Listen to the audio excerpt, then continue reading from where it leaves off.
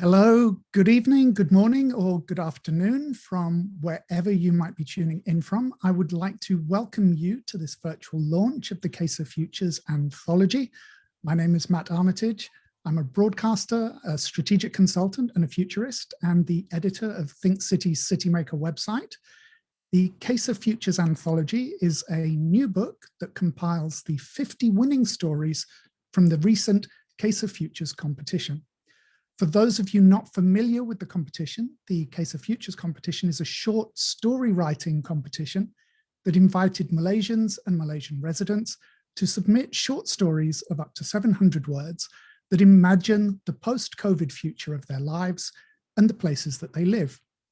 The competition was a partnership between Think City, UNDP Accelerator Labs, Universiti Malaya's Faculty of Arts and Social Sciences, MITE, and Matahari Books. Themes for the competition included urban design, community well-being, and the future of work. There were categories for both Bahasa Malaysia and English language submissions. And I'm pleased to say that the competition was a runaway success. It attracted an amazing number of entries, almost 700 in total. But why a storytelling competition, you might ask? Aren't there more important things that we could be doing other than telling tales? Well, anthropologists believe that storytelling is central to human existence. We use storytelling to connect the dots and the themes, to bridge cultures and negotiate our environment. More than that, stories are insights that can inform us all. They have the potential to catalyze change, to help us build resilience, and move towards that goal of sustainable, social, economic, and ecological futures in our cities and the wider world. Tonight, we'll be hearing from our partners in the competition, MITE, Universiti Malaya, Matahari Books, Think City, and of course, UNDP, and learning how these organizations can apply the insights from these stories into their futures planning and blueprints for the societies of tomorrow. And we will also speak to the main winners of the competition about their inspiration for those stories and what motivated them to put them down on digital paper and take part in the competition. So to start us off tonight and to give you all a break from me talking, I have the great pleasure of inviting the resident representative, UNDP Malaysia, Singapore, and Brunei Darussalam to the stage. Niloy Banerjee is a development economist who specializes in effective institutions and capacity development. Good evening, Niloy. Good evening, Matt. Good evening, colleagues. Good evening, friends. Lovely to see you all. Is this my cue to go? I'm ready. This is very much your cue to go, sir. Lovely. Thank you. Colleagues, thank you for that, for the kind invitation and also for the kind introduction just now, and thank you for letting me go first. This is a closing ceremony, but actually it's just the beginning. It's the numbers you just talked about were just are indeed very, very impressive. And also I believe that demographics are 30 and younger mostly. I count myself in that, and that is the real truth, the full truth, and the whole truth. But it's a good sign for the future of the futures. Colleagues, a futures competition, a storytelling competition, is unusual territory for UNDP. We typically operate in the policy space with governments and with expert stakeholders, often behind the scenes. But with this, we went to the very last mile. We appealed to the public, a very young audience. We did not do the usual hard data collection. We did not do the usual running numbers and correlations and regressions and all the rest of it. There was a reason for this. Useful that data and scientific evidence are, they often miss the nuance of lived experience. And at this time, given an unprecedented crisis, uh, it was very, very important to hear people's feelings, the nuance of of their lived experience. As we envision the futures we want and the futures we don't, this is the power of the human imagination that we need to tap into and hear people from different walks of life, more inclusive and more democratized than the usual ecosystem we operate in, certainly UNDP operates in. First, let me pay a little tribute to our partners, MITE, Rushdie Abdul Rahim, who I consider a personal friend. I've gotten to know him since I've assigned to Malaysia. Dr. Elizabeth Alexander and the MITE team. University Malaya, Prof. Dato Dr. Danny Wong, Dean, Faculty of Arts and Social Sciences, Associate Professor Dr. Surinder Pal Kaur, Dean, Faculty of Languages and Linguistics, Associate Professor Dr. Susan Phillip, outgoing Head of the English Department, Faculty of Arts and Sciences. And then in Think City, Hamdan Abdul Majid, the Managing Director, Maya Tan, Head of Content and Communications, Donnie Ew, Duncan Cave, and the team, the overall team at the Think City Institutes are our host this evening. And of course, in my own team, Benjamin, who has led this with energy and passion and converted some of the skeptics in UNDP into thinking and reaching out in a different way. In working with MITE, University Malaya, and Think City, we in UNDP, we feel privileged. We feel privileged to listen to those who don't usually sit at the high table of the sciences of foresight and futures. So for us, this was also a learning experience, a humbling experience, a growing up experience. But let me say a few things about what are our key takeaways as UNDP from reading the stories. Of course, given the times, given the pandemic, given a very digital world we live in, even more digitized since the pandemic, social and technological themes dominate for sure. We also found that the themes like the environment were not such a popular thing to write about, which immediately gives us a point of reflection. How do we bring younger people onto, for example, the environmental agenda? Because the roots of the COVID-19 disruption are partly environmental.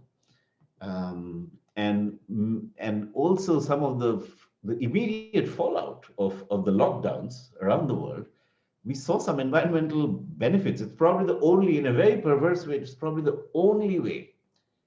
It's probably the only silver lining where we saw that skies cleared up and you could see in the distance there was no haze or smog or many other such little indicators, but indicators that that human activity is indeed impacting the planet.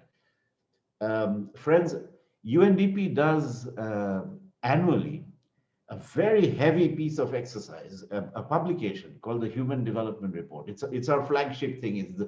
It's the thing that we do, at least in the research and analytical space. And it's a powerful document that many governments in the world read for their own sort of policy setting. This year, the central hypothesis of our Human Development Report was that for the first time in the history of the planet, one species is shaping the planet, as opposed to for what has been the history of the Earth.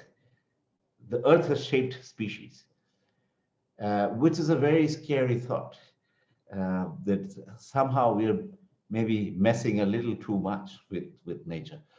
And what we did in this, this whole exercise is also very heavily backed by data and analytics. We said, you know, what if human development as UNDP defines it, which is I don't want to go into that, but it's a complex construct with multiple parameters. What if we added planetary load? How do countries fare? And it's scary. It clearly shows that almost no country in the world that has achieved high human development, meaning high achievements in education, economic development, health, have done so without harm to the environment. So there's almost no environment neutral or environment friendly or environment positive development experience in human history, which is a little scary, considering the pace at which we are impacting the planet, the climate around us, and of course the overall environment. So, but it also tells us that we need to talk to our young people some more about the importance of this particular aspect of development. But that's not the story of today. I'd like to congratulate the winners. Thank you for your passion, thank you for your involvement, and thank you for being a part of this journey. As we look forward to building forward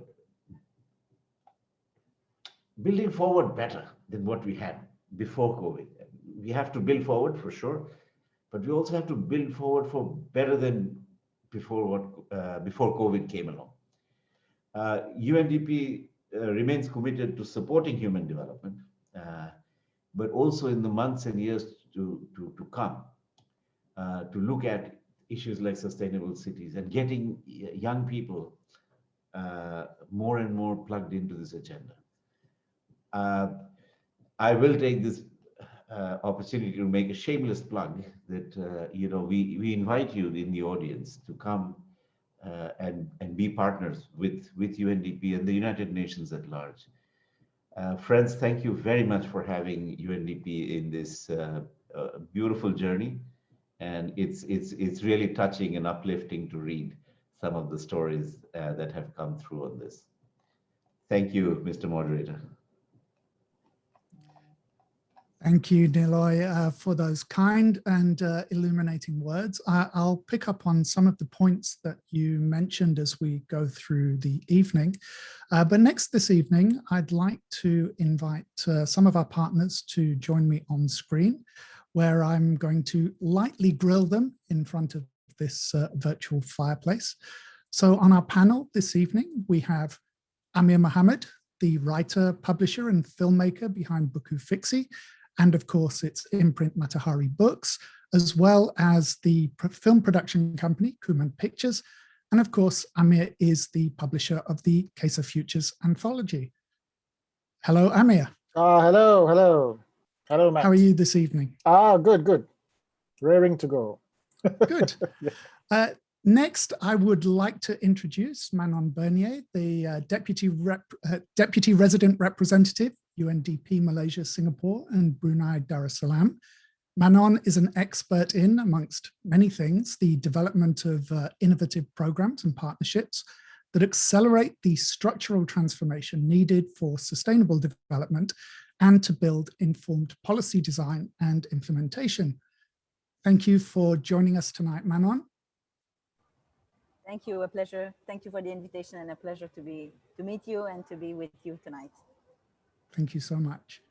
From MITE, we have Dr. Liz Alexander, the futurist, author, consultant, speaker, and of course, senior associate at MITE. Liz has written and co-authored 22 non-fiction works. She also knows how to write a good story too. Liz is widely regarded as one of the world's top futurists. Good evening, Liz. I'm glad you could be with us tonight. So much, Matt. Wonderful to be here. Thank you so much. Also with us this evening is Associate Professor Dr. Susan Phillip from the Faculty of Arts and Sciences at Universiti Malaya. Susan is an Associate Professor, as I said, in the English Department of the faculty, and has written a number of books on theatre, as well as writing about digital media, crime fiction, which I love, community theatre and heritage in Malaysia. Good evening, Susan.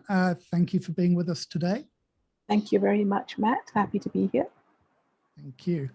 And my final introduction for this evening brings us closer to home. I'd like to welcome Duncan Cave, the lead for Think City Institute. The Think City Institute is the educational and advocacy arm of Think City. Think City, as many of you watching know, is a community-focused urban regeneration organization that's based here in Malaysia. The Institute builds on a decade of know-how, experimentation, and expertise that's derived from Think City's knowledge networks. Its advocacy and education programs focus around the four main practice areas of placemaking, analytics, resilience, and conservation. Good evening, Duncan. Good evening, Matt. It's quite a mouthful, isn't it, all that? And good evening to our partners who have been helping out on this project. Good evening to everyone who's listening in on Facebook. Lovely to be here. Thank you. Now, I'd like to start with Amir. Now, I interviewed you a few weeks ago for our podcast, The Reflexive City, and I'd like to start by touching on a couple of the topics that we discussed there. So, firstly, can you tell us about the experience of putting the anthology together? Well, anthologies are always things that I regret doing while I'm doing them, because it's so much hassle to deal with so many different writers and so many different writing styles. And how do you make everything consistent? I mean, for example, is it Malacca or Malacca? You know, how do you? So it's always a big headache, and it always involves a lot of proofreading. And I always regret doing it, actually. But as the line from The Godfather says, you know, every time I go out, they pull me back in. So that's how I found myself back in this, and regretting it while doing it, regretting it immensely. But then when I finally see the finished product virtually, I haven't seen the physical book yet. So I thought, yeah, it's worth it. Yeah, I can't wait to do the next one. Yeah. Thank you. Now, sorry, one of the things that I found fascinating was that you described that there was a marked tonal difference or set of unifying themes between the entries in English and Bahasa Malaysia. Yeah. So can you tell us a little bit about those different themes and trends? Yeah, I think in the main, they were both quite dystopian in the sense that they both looked at worst case scenarios or extremes of and when you're meant to compare it to life that we're familiar with, and then they take something that is shocking, very different, like for example, you have to buy oxygen, something very, very extreme like that. But I found in the main that the English ones were more cynical in the sense that they had a view about a lot of the concerns seem to be about surveillance, about how the government is going to control you and things like that, which I thought gave the government too much credit for efficiency. So that's a different kind of cynicism at work. So that I found was kind of jarring. So that was the sci-fi element. You have the Malaysian government being bad, but actually they're efficient at it. So it's something most Malaysians cannot brain, as we say. But the Malay ones, I found the focus always came back to community, to family ties. So in the end, it's about how these family ties are preserved. A lot of it literally about family. And so even though you had this doom and gloom going on in the background, it's about how people want to connect. So it had more of a hopeful vibe, yeah. But in general, I mean, they were all very interesting. They were all, it's interesting to see how people imagine the future, because as we discussed before, nobody writes about the future. You're always writing about the present tense. You're always writing about what you're anxious about now, yeah. Well, thank you. Susan, I'd like to continue that line of questioning, but first, I'd like to ask you, what was the experience of being a judge in the competition like for you? Well, it was, first of all, a little tiring. I came into it slightly later, and suddenly I was confronted with 400 odd stories, and I was very surprised and really very pleased that we had that many entries. But I found myself going through highs and lows because some of the stories were excellent. You know, they were some were terrifying, some were just very creepy in the way they envisioned the future. But I feel that a lot of people who wrote in were also, and this is perhaps something we need to look at for the future, not necessarily clear about what a story involves, what a narrative is. So it was a little frustrating to be looking at stories which were actually just more like wish lists. Like, I hope in the future we'll all have good internet and all those kinds of things. So that the sort of difference in quality between the best and the least good was could be a little frustrating for me. Okay, and going to that point that that Amir raised, you know, why do you think there were those enormous differences, or large differences rather, between the English and Malay language story submissions? Okay, well, I was interested to hear what Amir said because I only read the English stories, but I would have to put it down to basically how we live now, right? And it may be a rural-urban divide, I'm not sure, but it may also be just culturally what people might consider the most important thing to look at when everything is crumbling around you. Are you more interested in looking at how technology can save you, or are you more interested in looking at how personal relations can save you? Right. So I don't know. I don't have an exact answer for this, obviously, but to me, it must be very much a cultural mindset that is quite different. Okay, thank you. I'm going to change direction a little bit now, and I'm going to turn to Duncan. This is something that Niloy touched on during his speech a few minutes ago. Now, obviously, people know Think City as an urban regeneration agency. So why would Think City get involved in a storytelling competition? Well, Matt, that's a question I ask myself. You know, we've been involved in urban regeneration for more than 10 years now. And during that time, we've always had a community focus. And we have to remember that, you know, we shouldn't be building our cities for, you know, the convenience of cars or what's easiest for local government or, you know, what's best for business. Rather, we should be building cities for people first and foremost. And we need to make our cities as livable as possible, as well as sustainable and resilient. And you have to remember that almost 80% of Malaysians live in urban areas. And so what happens in the cities affects nearly all of us. And what the future holds is of real great importance for how we plan and manage our cities. And by being involved in this competition, I guess we have the chance to listen in and capture some of the hopes and fears of what the future might look like for ordinary Malaysians. And I think we can use this to influence our decision-making in terms of, say, identifying what type of projects we should be advancing, you know, where we want to place more focus. And I strongly believe that cities, we have to take the lead in dealing with issues such as climate change, resiliency, and sustainability. And by having some strategic foresight in where ordinary Malaysians see us heading, we can better tackle those issues. Okay, thank you. And on that subject of foresight, I'd like to turn to Liz and address some of that technology aspect with you. You know, we can see and feel that influence of big technology. The last 12 months, for example, has turned millions of people into digital workers pretty much overnight. So do you think these stories by Malaysians represent a kind of a trust in technology? Or do people have this kind of fear and dread of where it might take us?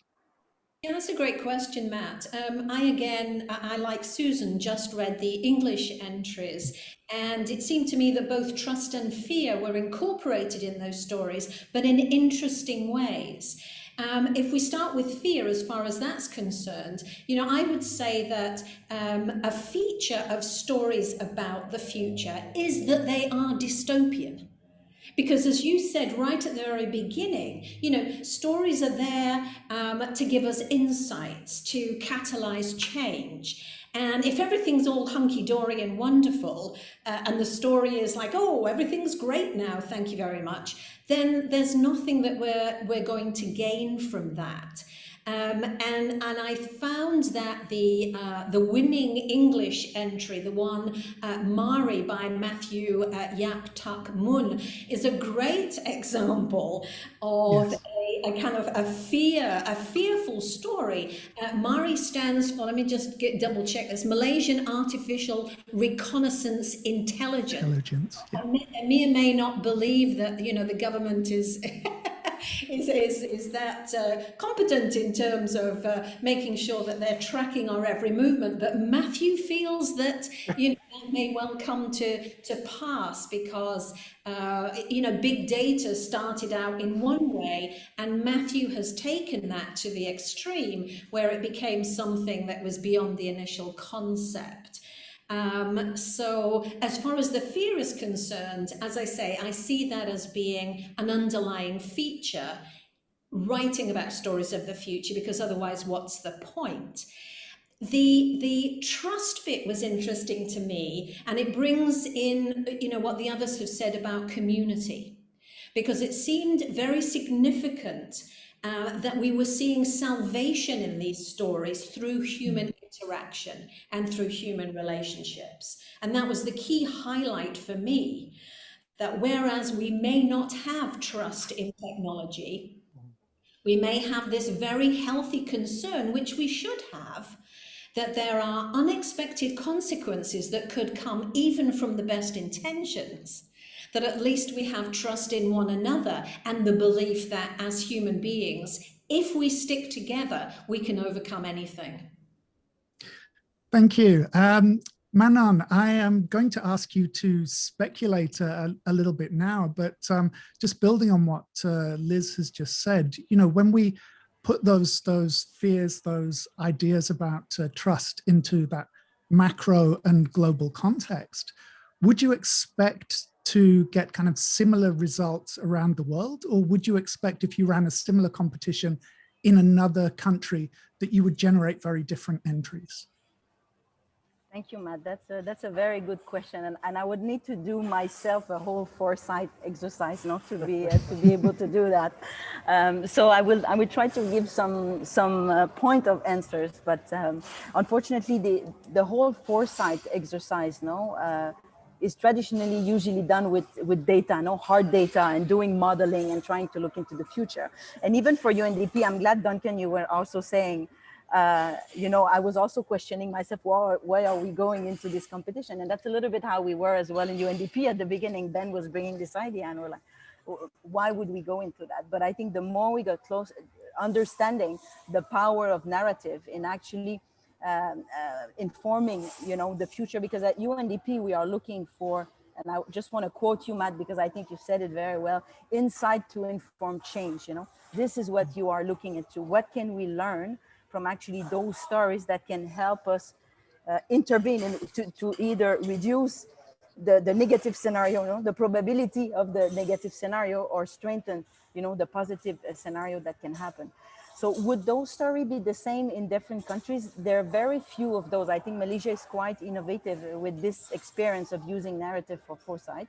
So I understand that there are two only similar initiatives in the world at the moment. So from UNESCO and another one in South Carolina. So there is not necessarily, I cannot do a general trend, but I can see that some general hopes and fears, all the elements that you have mentioned, concern for families, concern for friends, a pain of separation and isolation, that in a moment of crisis, I think is universal, that you would get everywhere, and reminds us that COVID-19 is not only a health issue, it's also a social, it's a social issue that needs to be addressed on the longer run. But I think the interesting things beyond the universality for us, the value is how we can localize and being able to analyze the narrative of what they are telling us in the local context. So for example, in Malaysia, like we did a little analysis of the stories that came out. And one of the findings was that the stories, the younger people were, and the more negative were the stories, the narrative, the more pessimistic, not necessarily negative, but the more pessimistic were the future.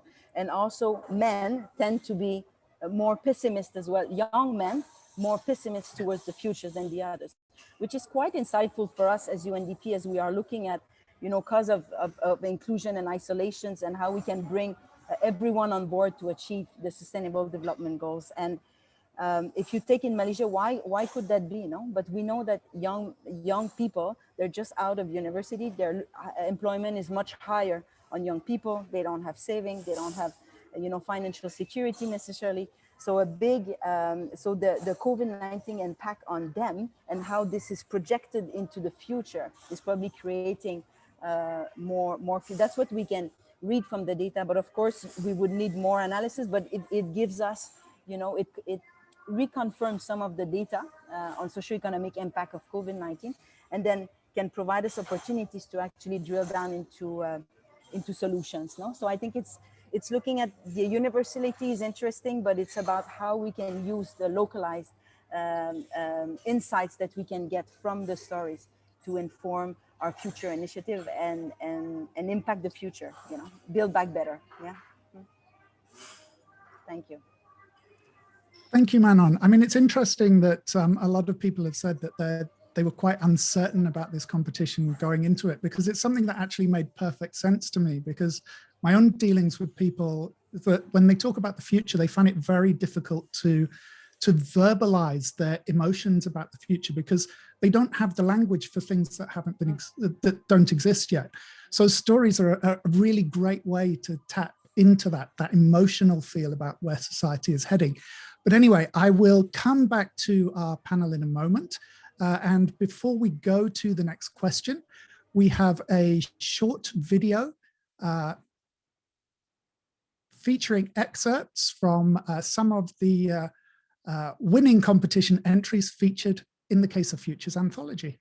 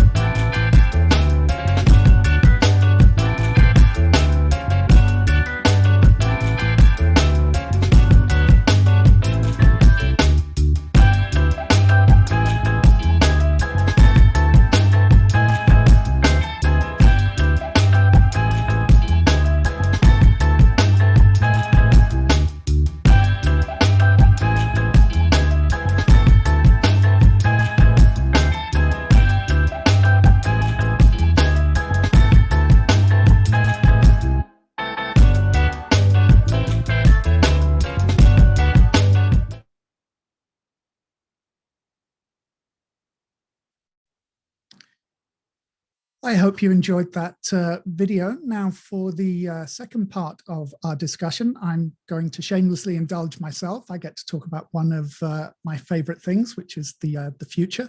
So as has been explained in the first part, despite the term futures thinking, I think as Liz pointed out, futures thinking is actually as much about today as it is about tomorrow.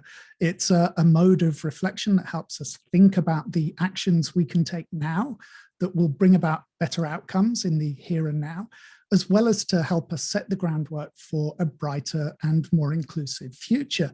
So this time I would like to start with Liz and ask, how do we give people the tools to think more strategically about the future, whether it be for themselves, their business, or the future direction of the country?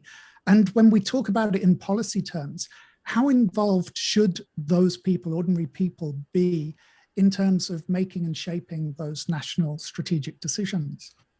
Well, here's the good news, Matt. Everybody is born with the best tool, the brain. The problem was the brain did not come with an instruction manual, and therefore that has limited the potential, including to imagine the futures that we want. For me, it always comes back to education. And this doesn't have to be something, futures thinking. It's wonderful, the work that we're doing in organizations and higher, universities and what have you. But for me, futures thinking should be incorporated throughout the curriculum right from the very outset. Because if you really want to be able to use your best tool, which is your brain, then you need to learn very early on, how to challenge assumptions and misconceptions, to develop the ability to anticipate, to imagine what if, and not just what if, this is what I want, but what if there are unexpected outcomes. Decision A may lead to outcome B, but what about outcomes C, D, and E? Very often those are not those are not thought about. So for me, it always comes down to overhauling education so that we are helping people use that tool in the best way possible. But as far as the second part of your question is involved, unfortunately, if we remain complacent, and I think Duncan kind of alluded to this a little earlier in his talk as well, then we're going to get the future that the tech companies and the consulting firms who work for them want, and we will believe that these are inevitable outcomes, even though it's just supporting their commercial interests and the interests of their clients. I mean, I wrote about this in Fast Company magazine online in an article called "What Faux Futurists Cost the Rest of Us." And what always worries me about the futures community is that you've got these commercial interests in the on the sidelines that assume that the future they want us to have is the one we are inevitably going to have. And that's why it is so important for everybody to get involved and to develop this tool, not to be complacent and to start to question and not make assumptions that just because somebody tells us this, automation is going to take over all your jobs, we're all going to be out of work or what have you. Great, but is that the future that we want? And if not, what can we do today, as Manon said, to mitigate the effects of that in the future? The future has not been written yet. It has not occurred yet. So everything that we do today is going to make sure that we either get the future we want, or we remain complacent and we'll get the future we deserve. Thank you. Yes, I do those what if experiments from time to time on the radio. The last time I did it, I got accused of being inhuman. But just taking that point a little bit further, Manon, as Niloy pointed out in his introduction, themes like governance and the environment were a lot less prevalent in the stories than themes like technology. So is this something that you see in wider society? And if so, what can we do to raise awareness around these themes, especially, when we talk about governance that doesn't get the same kind of spotlight that the environment gets? Yeah, I think what was coming out very strongly in terms of theme was the technology aspect, and Lise talked a little bit about it. And normally, because this was in the middle of, the first month of COVID-19, everybody got isolated at home. So the first reaction is, using technology to be able to connect again and being able to go back to our life and really looking, I think, still at COVID as a health issue primarily, which is what it is, and it's very visible. But one of the things is, however, governance and environment are more kind of invisible issues, no? Although they have huge impact already on our health. Like if you take pollution, so many cities, and I'm sure Malaysia is facing the same as well, is already having an impact on our health. However, invisible because we don't have you know, something that we can die for right now, but it is impacting everyone, no? But it does still remain invisible, and that is a little bit as well what we see from UNDP is that so far environment issues have been really managed in isolation from their social, and like environment has been managed in an isolated way from the social impact and the economic impact. And we really need to look at the three dimensions together, no? Even on UNDP side, we were looking at human development from a human, you know, much more of a social development perspective. And this year, for the first time, we have included, you know, the environmental impact as well. If you add on to the human development impact and environment elements, then you will see that most of countries are actually going down, no? But this connection, environment, social, economic, is not there yet. And I think some of the things we need to look at work at different levels, no? At the government level, I think there's more and more awareness that we need to, environment is not only an issue of the Ministry of Environment. We need a whole of society approach involving multi-sectorial initiatives to be able to address it. So at the policy and at the government level. But we also need more awareness with citizens, and how can we inform that? And a lot of the recommendations from our human development report is how we can change actually behavior, no? Consumption behavior, for example, no? Because if the demand, how can we change the impact on the environment is if we keep consuming and requesting all of those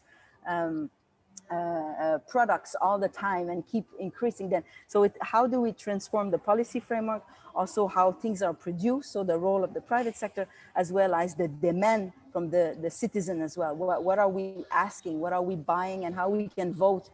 In my country, we say, when I buy, I vote, no? Because it's what we buy is actually an expression of what we care for. So what kind of products are we buying? And if we can play along those three, at those three levels, I think we would have a much more, the issue of environment would be much more visible, would make it much more visible through more data analysis as well, but also really have a whole of society approach to address it, no?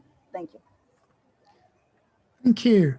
I'm going to shift gears slightly and turn to Susan. So, you know, there used to be a very clear distinction between science fiction and other forms of literature. But now, you know, technology is a part of our daily life, and authors are not just using technology as a subject. It's not just a backdrop or a cultural prop. They're actually using it to explore new ways to publish as well. They're self-publishing ebooks. They're serializing works behind paywalls on forums like Medium, Substack, or Patreon. They're publishing short stories and poems directly to Twitter.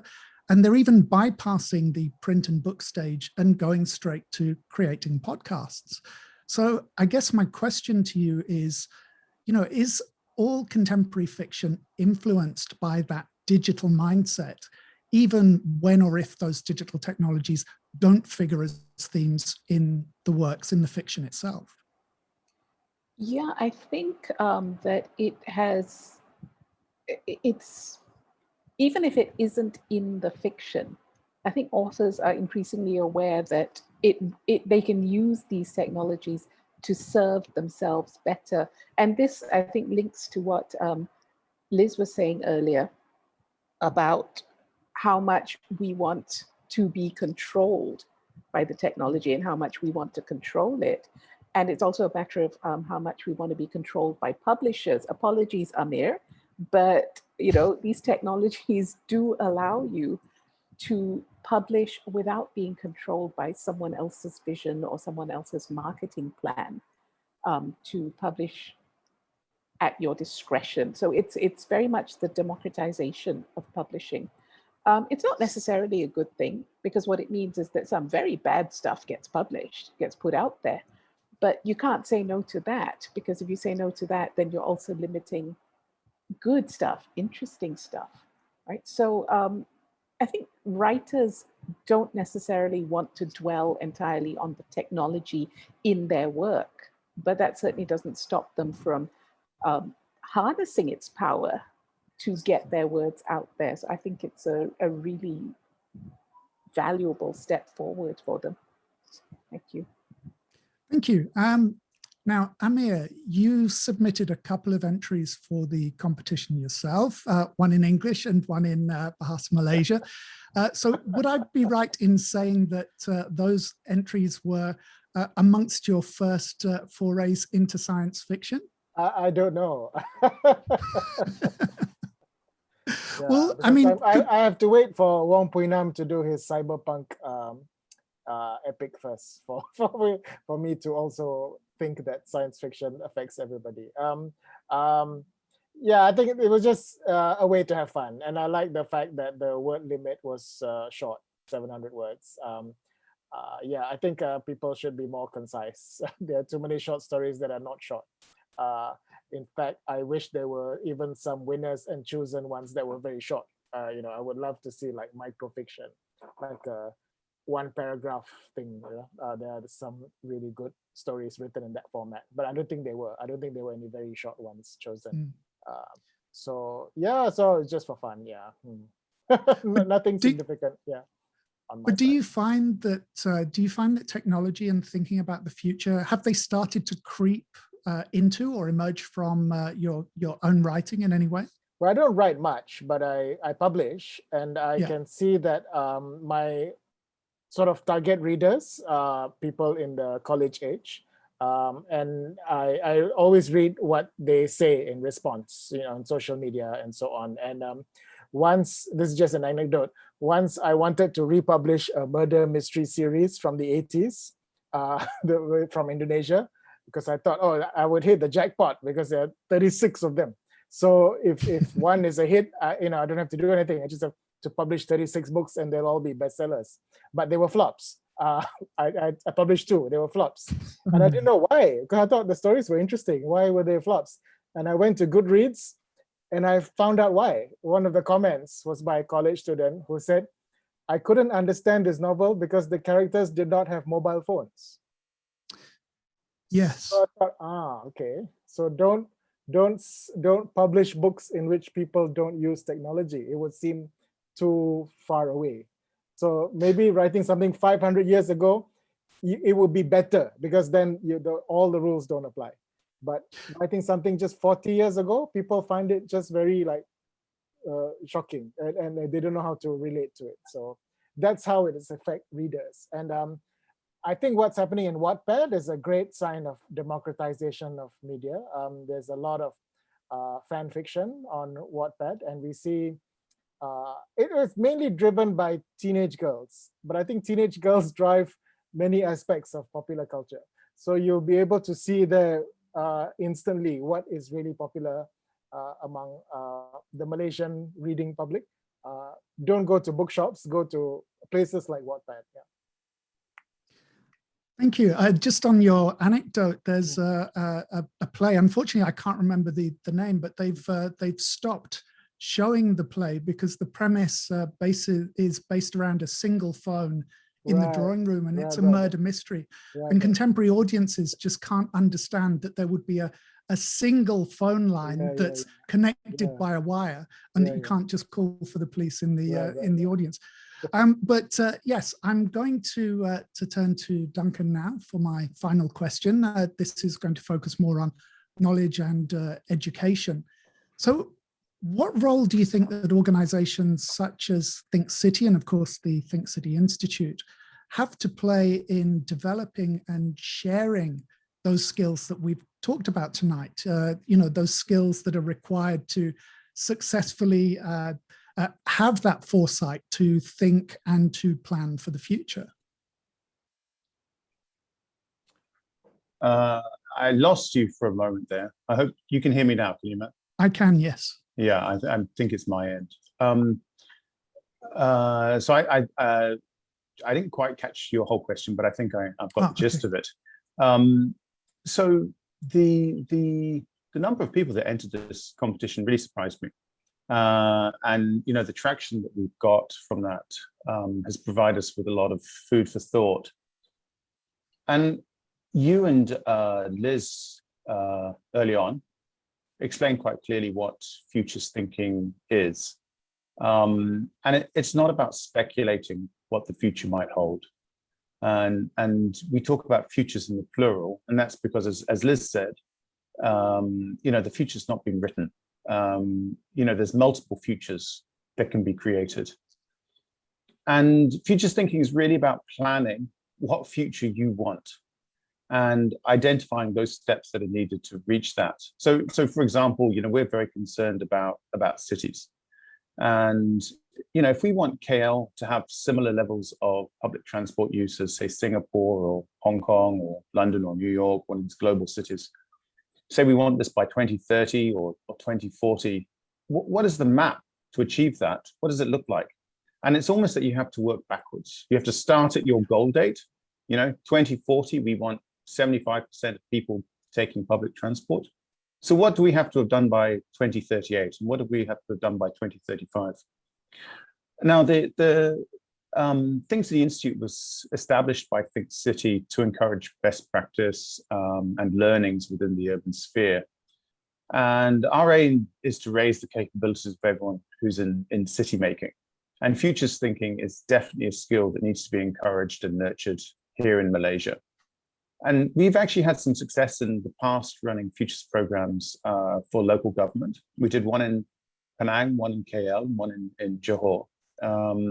But I think that there could well be an opportunity here for us to team up with the other organizations that are represented this evening to see if we could curate some more content, some more courses in this area. So I can't tell you any concrete deals at the moment, but perhaps anyone who's listening in who has an interest in this can stay tuned to our social media channels to hear progress on the idea. So nothing firmer than that, I'm afraid, Matt. Okay, no, thank you. Thank you very much. That brings us to the end of this discussion part of this evening. I'd like to thank tonight's panelists, Manon Bernier, Liz Alexander, Susan Phillip, Amir Mohammed, and Duncan Cave. Thank you everybody for your insights and your ideas. And next we get to hear from the writers and the prize winners of the KISAH Future competition itself. As we mentioned earlier, there were two categories, English and Bahasa Malaysia. There was a winner and two runners-up in each category. And first up are our winners in the Bahasa category. So without further ado, our third prize winner is Muhammad Afiq Amani bin Muhammad Nadirsha with a story called Hikmah di Sebalik Musibah.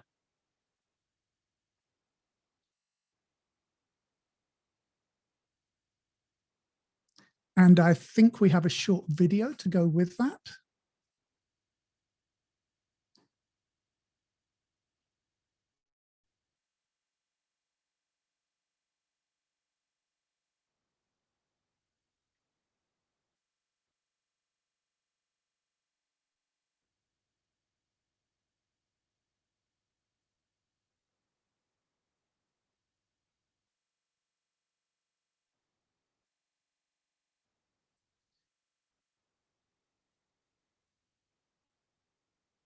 Our second prize this evening comes from Shafiza binti Muhammad Zain with a story called Simpan Dulu Terima Kasihmu.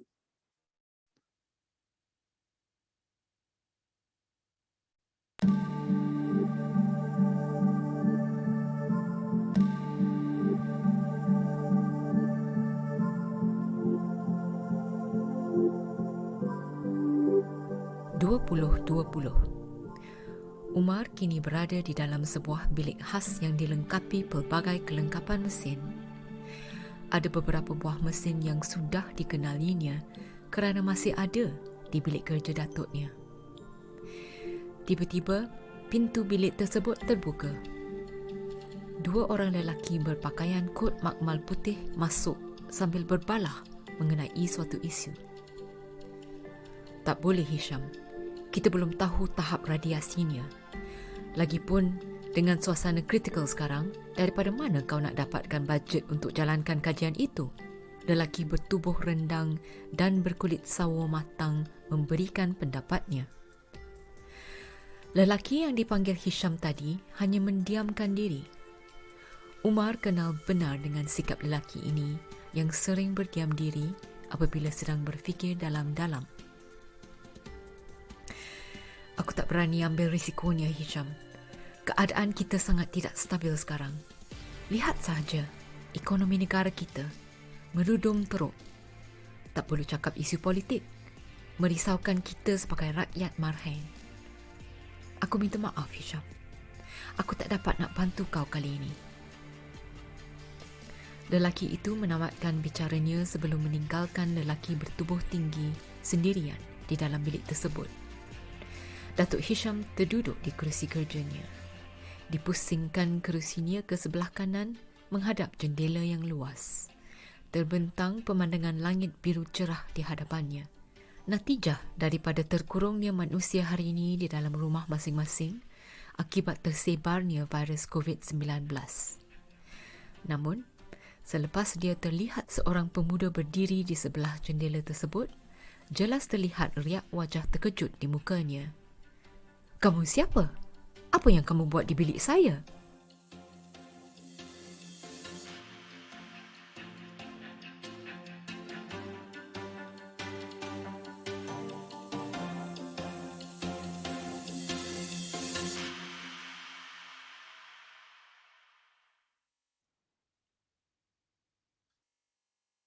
Thank you very much to Maya Tan for reading that for us. And I do apologize about the first video. We had some technical issues there, but we do have Shafiza with us. Hi, Shafiza, are you here with us? Hi, Matt. Hi, nice to Hi. see you. So I'd Nice like to to, meet you. thank you. I'd like to ask you, what inspired you to write this story? Where did the idea come from? All right. Firstly, obviously, I think the video just now mentioned the name of Dr. Nur Hisham. So my inspiration is Tan Sri Datuk Sri Nur Hisham, our DG, and I would like to thank him and his teams for the efforts in overcoming the COVID-19 pandemic. And besides, another inspiration for my KISAH Future is the limitation of human interaction due to COVID-19. I personally feel trapped for not being able to interact with my friends face to face. So there you are, a short story. Thank you. Thank you so much. I'm going to move on to our first prize winner. Now, this was a story by Hazrul Hanif Hazirin bin Muhammad Yusuf. This is titled Apa Khabar Dunia, and I think we have a video for that one.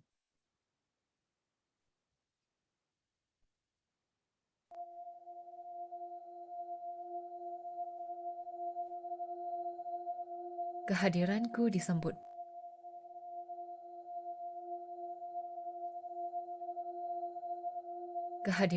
disambut baik oleh Tuan Kedai, Ayub, dengan senyuman lebar dan telapak tangan kanan yang ditekap ke dada kirinya sebagai simbol selamat datang.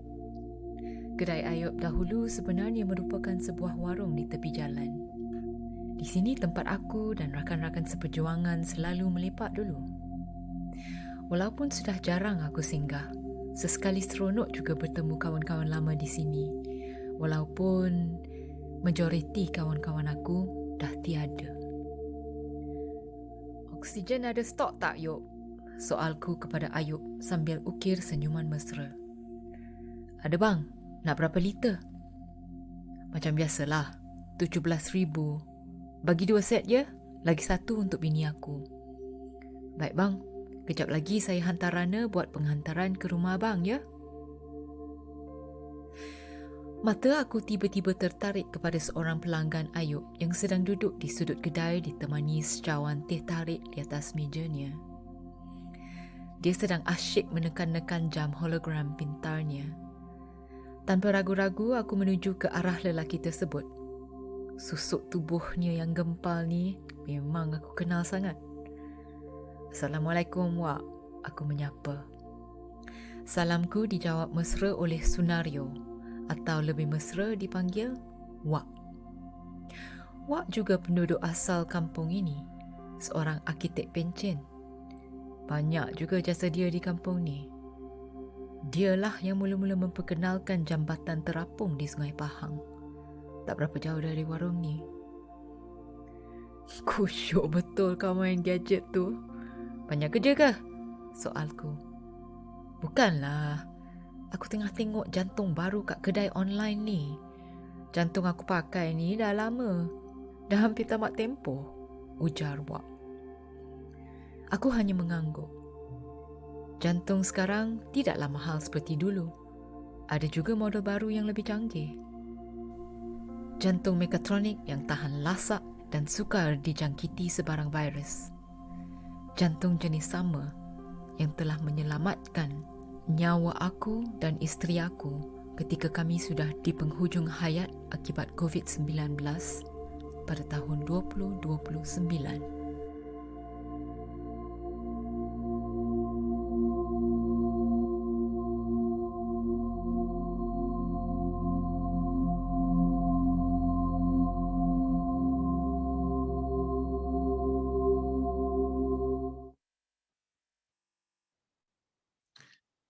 Hello, Hanif. Are you with us? Yes, hi. Hi. Hi, Matt. Hi, Matt. Congratulations on that first place. Thank Can you. you Thank you tell so us? much. No, my pleasure. And where did the idea behind the story come from? Okay, first of all, I would like to thank you so much to Ting Siri and Matt for having me. I'm so happy to be here. So first of all, the how apa khabar dunia, the topic my writings, apa khabar dunia, it means that how is the world. So this is where I realized when this pandemic is happening in this world, and we are starting to starting to take to know what is the actually happening to the world right now. And then this is where people are starting to ask to our friends, to our families, what is happening to the world right now.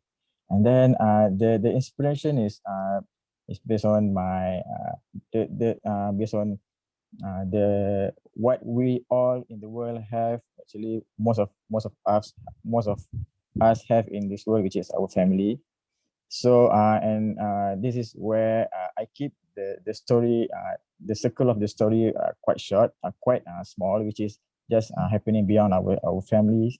And then the conflicts is also happening just beyond the family. It's what is happening after the pandemic, and what is happening, and what is the lifestyle that is happening after the pandemics, and also to go beyond the science limitation, and I believe actually science have no limitations.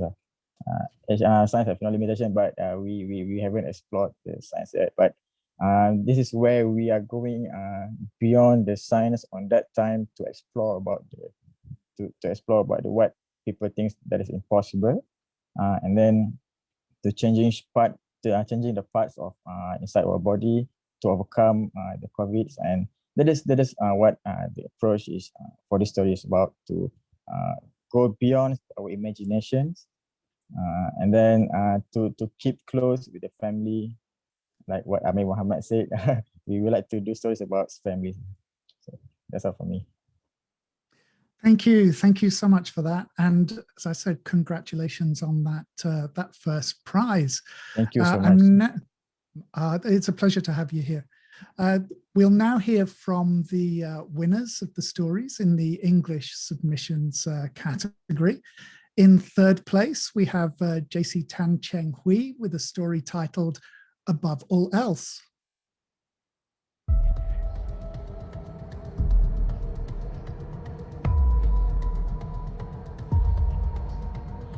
Din wasn't so lucky.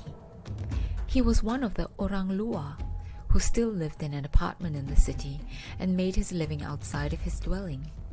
He did the odd jobs that couldn't be done over Zoom, because as much as the orang dalam pretended that their COVID-proof lifestyles were the yardstick of normal, it couldn't be sustained without people like Din. Still, Din felt no animosity for the orang dalam. After all, every cent he earned was so he could be one step closer to becoming one of them. He didn't even mind the gigs that required him to quarantine in a holding center for 2 weeks before entering the home of an orang dalam.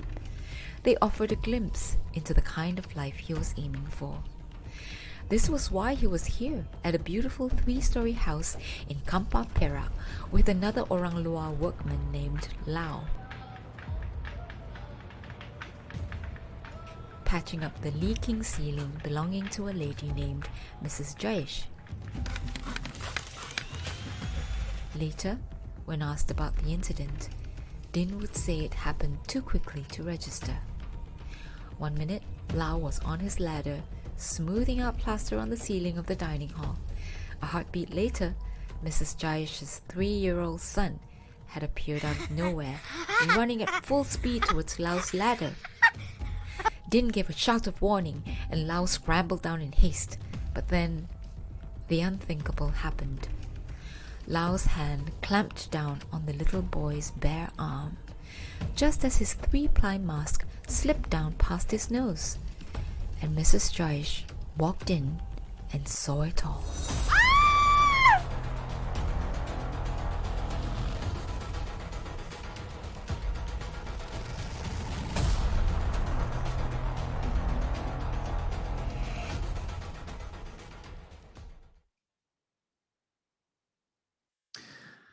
Hello, JC, are you with us?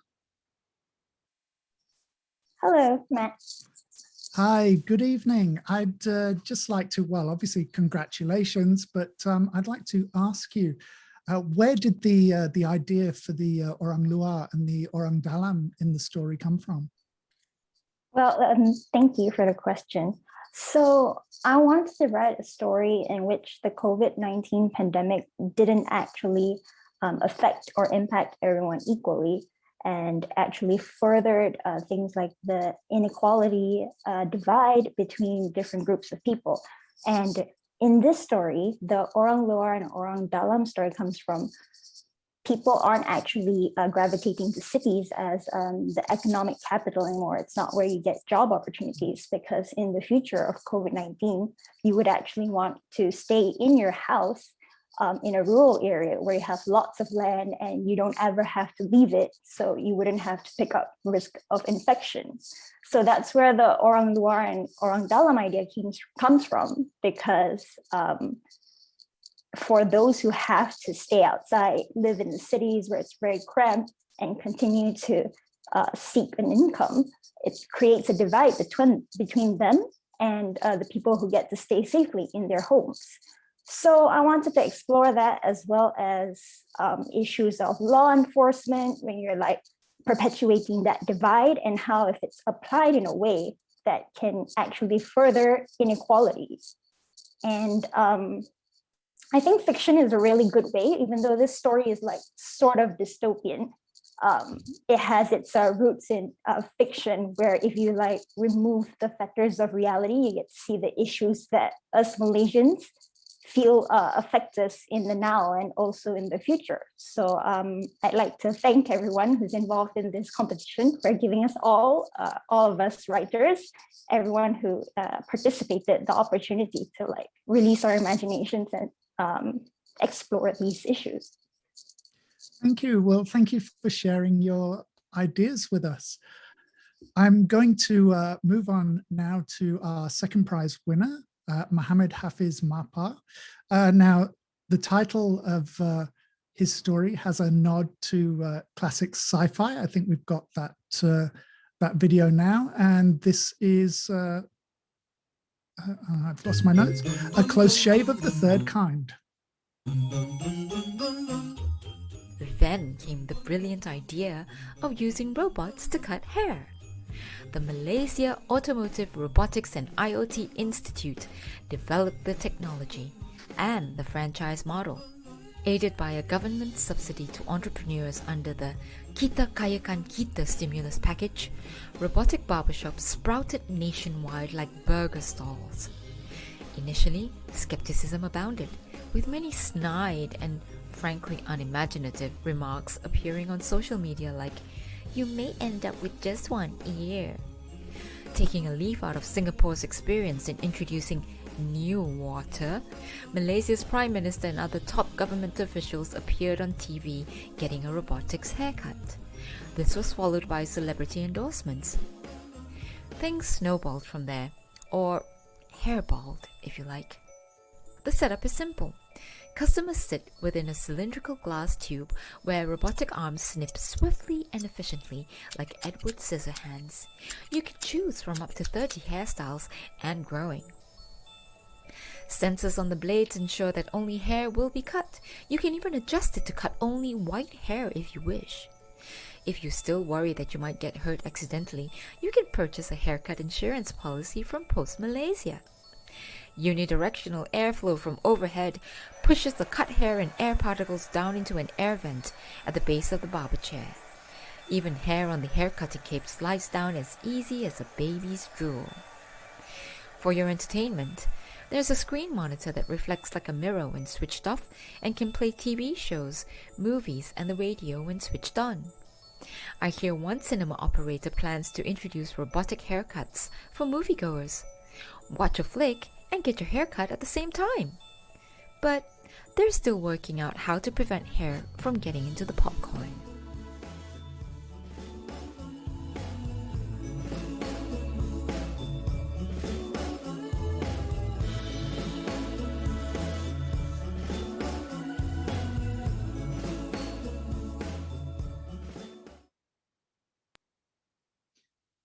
Yes, hair in your popcorn is something that nobody should ever have to put up with. Good evening, Hafiz. Are you with us? Yes, Matt. Thank you very much for having me. Oh, it's a pleasure. So what gave you the idea for robot barbers and alien visitations?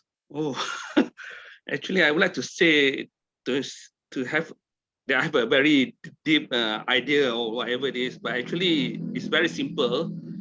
For the longest time during the MCO, barbershops were not allowed to operate. And that was very frustrating for someone like me, whose hair is very thick and it grows very fast.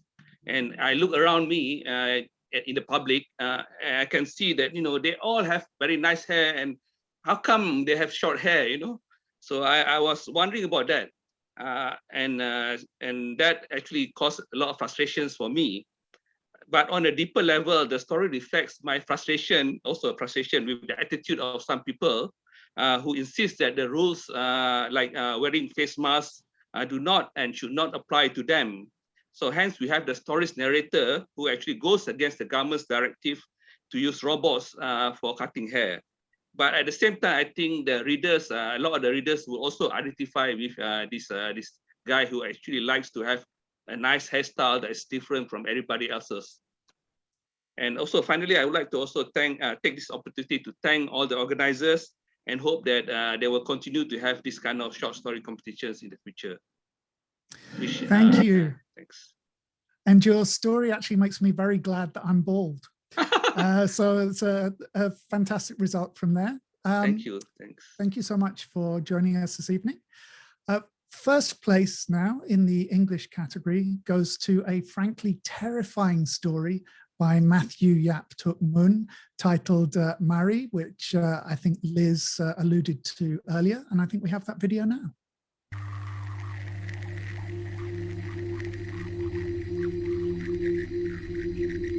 I've had many names. Today, the population calls me Mari, Malaysian Artificial Reconnaissance Intelligence. My early iteration was called My Sejahtera. I considered the prefix My to be a paroxysm of personalized patriotism. My designating ownership, and My for Malaysia. Initially, the government said I would help safeguard national health and security, but I am so much more versatile and eagerly ingratiated myself nationwide. I rapidly became accepted by every member of society. No alternative was given.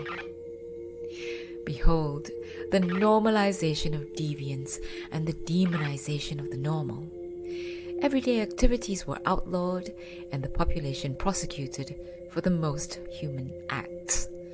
Walking side by side, sitting together, sharing a meal. At first, the population grumbled, called me Bloody Mari. It didn't bother me. I was far too consumed with consuming them. I am an insatiable collector and fastidious in my record keeping.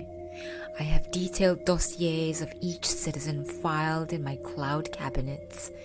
I retain their digital fingerprints, their digital doubles.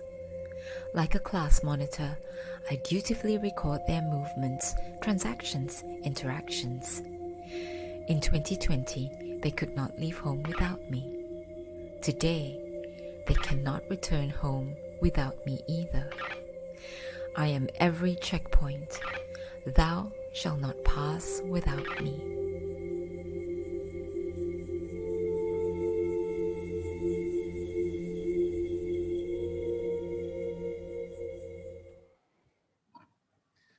Thank you again to Maya for the narration and sound design on those videos. Hi, Matthew. Are you with us? Yes. Hi, Matt. Thanks for the opportunity. Hi. Yes, Matt and Matthew. So congratulations on that first place. So can I ask you, why a story about artificial intelligence and big data?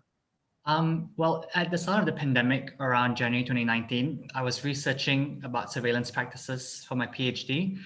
And I read some top scholars like David Lyon and Kevin Hegarty, and they were discussing how we're seeing this increased militarization and surveillance of public and personal spaces. And in areas like school and healthcare, where we don't normally think of as being surveilled. But I'd just like to add that I don't think that it's the government or whatever efficiency it has, that's the real threat. But because we live in a neoliberal age, so the free market and corporations have a lot of power.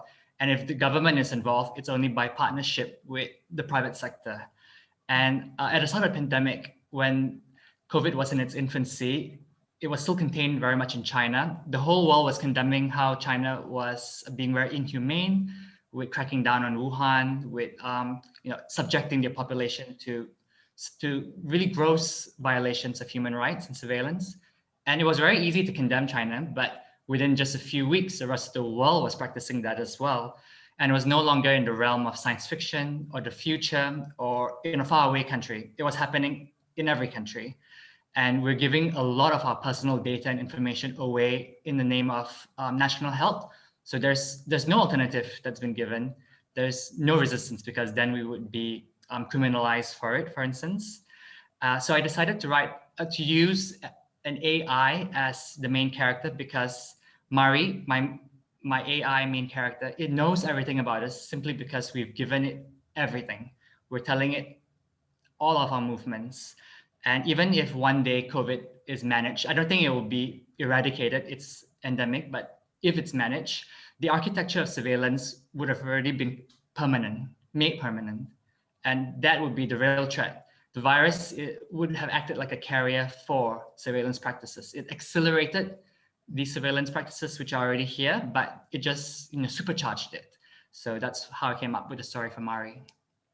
Cool, thank you. I mean, just to your point about the corporation side, I think in the first month of the pandemic, I can't remember the exact statistic, but I think IBM saw an increase in demand for their chatbot services of around 60% within the first couple of months of the pandemic. And a lot of people, of course, don't realize that that is actually artificial intelligence that they're handing all of their information over to. So thank you very much, Matthew. Thank you very much for your entry. I really enjoyed reading it. And thank you. And I'd like to say a big thank you to everyone who submitted entries for the competition, to the runners-up, as well as to the winners. Thank you all for your incredible effort and your ingenuity. Now, of course, one of the things we haven't discussed so far is where you can actually get a copy of the KISAH Futures anthology. You can download digital copies, which are free, from the Think City website. That link is live now. You just go to thinkcity.com.my/UNDP KISAH. If you would like a physical copy, because a lot of people aren't like me, they still do like physical books, Amir and his team at Matahari Books will be giving out a limited number of copies on a first come, first served basis at the Kuala Lumpur Alternative Book Fest, which is happening this week from the 9th to the 11th of April, and that's on the 4th floor at the Sunway Putra Mall. So that leaves me with one thing to do this evening, and that's to ask all of our panelists and our winners to turn their cameras back on for a moment so that we can grab a quick photo of everybody together. So if you can turn those cameras back on now, that would be wonderful.